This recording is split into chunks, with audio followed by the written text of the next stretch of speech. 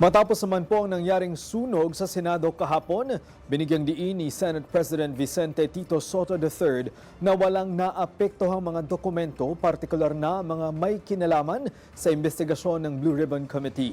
Kung ano ang update hinggil dito, ating alamin kay Daniel Manalastas, una sa Balita Live. Daniel? Greg, kung mapapansin ninyo, wala ako sa Senado ngayong araw dahil kanselado nga yung sesyon ngayong araw, pati yung mga nakaschedule na pagdinig kasunod na nangyaring sunog kahapon sa Senado.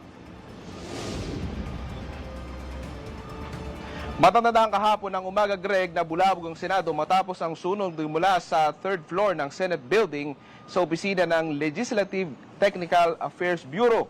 Kung makikita nyo sa video, naapektuhan ang session hall kung saan tumulo ang tubig sa area.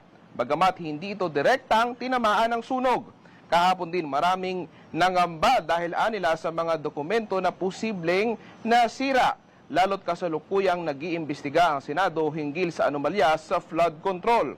Pero agad nilinaw ni Senate President Tito Soto na ang mga importanteng dokumento gaya ng nasa Senate Blue Ribbon Committee ay nananatiling ligtas at hindi naapektuhan ng sunog.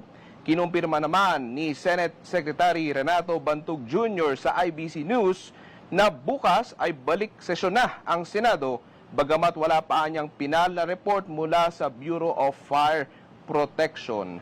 Greg, samantala, kadalasan daw ay inaabot ng ilang araw bago nga matapos yung investigasyon, pero inassure naman ng BFP kay Senate Secretary Bantug na ito ay kanilang minamadali na. Greg?